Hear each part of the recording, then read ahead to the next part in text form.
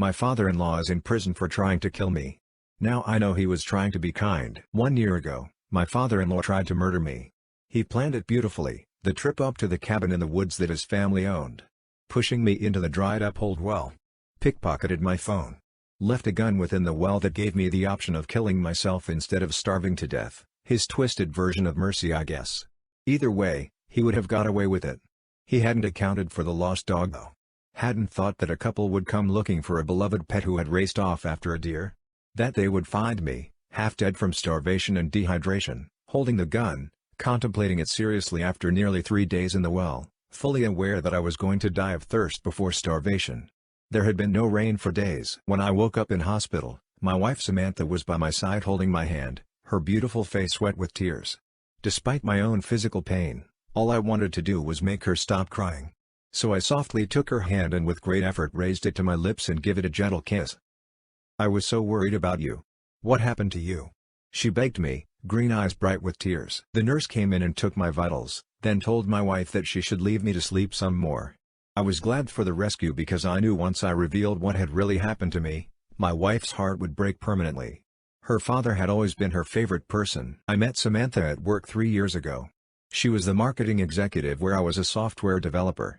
We were both in our late 20s and I knew within 10 minutes of our first conversation that I was going to marry her. She was bright, funny, clever, and it didn't hurt that she was absolutely gorgeous with bright green eyes and long red hair. 4 months into dating her, she met my family. I come from a massive family where both my parents had 4 siblings each and then went on to have 5 kids together too. Our Sunday lunches are loud, raucous events at my folks' place with at least 20 people in attendance, but Sam was utterly charmed by my family. And my parents and siblings adored her. She fit right in like the missing piece of a jigsaw puzzle. Everything was going so well until Sam decided it was time for me to meet her only family member, her father. My father-in-law is in prison for trying to kill me. Now I know he was trying to be kind. Cameron Joyce was a tall, burly man who dressed and looked like a lumberjack.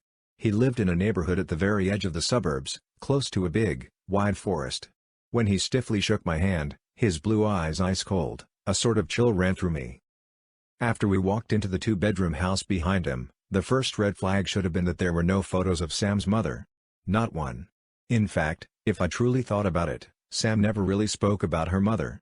I should have asked more questions about her, but I guess I always just assumed that the subject was too painful for her. The first time I thought her father was trying to kill me was a fleeting thought which happened that visit. I distinctly heard Sam tell her father over the phone multiple times that I had a nut allergy, but when we sat down to eat, I started to feel my throat swell up. Sam's father watched me cough, slowly chewing his food. Of course we had an EpiPen on us, but if we hadn't, I could be dead right now. Then it was the time right after our wedding when he knew I couldn't swim, but I am 90% sure he pushed me into the lake when the 3 of us were on the docks looking at his boat. The third time was the charm though. If those hikers hadn't found me, I'm sure I would have died down in that well. You might be wondering why I chose to go to that cabin with a man I thought was trying to kill me. Because I really didn't think he was trying to kill me. My brain insisted that I had misread or misheard the situation, and both those incidents could have been accidents. Also, Sam was Keen, her father and her husband. And I just couldn't break her heart. I'll never forget the ride to go the cabin. My father-in-law was a man of few words. So when he decided to tell me a story, I almost sighed with relief that I didn't have to keep talking to fill the dead air between us. He kept his eyes on the road and said there was once a boy who lived a happy life with his family in the forest. It was him, his 3 brothers, his parents, his grandparents, his uncles and aunts and all his cousins. He didn't know much about the world beyond his family home, but he had 1,000 things to do in the woods, so he never wondered. For a time, all was well and as it should be. The boy and his family lived off the land, hunted and thrived. Until one day on his 19th birthday, the boy saw the woman in white in the gut of the trees. Ethereal and shimmering, she glowed like a white will-o'-the-wisp. When he asked his mother about her, she told him to stay away from the woman. That nothing good comes out of the woods on a sickle moon night. We were close to the cabin now, and as we approached it, a strange sort of feeling was beginning to crawl up my spine. A sense of something being wrong gripping me tightly.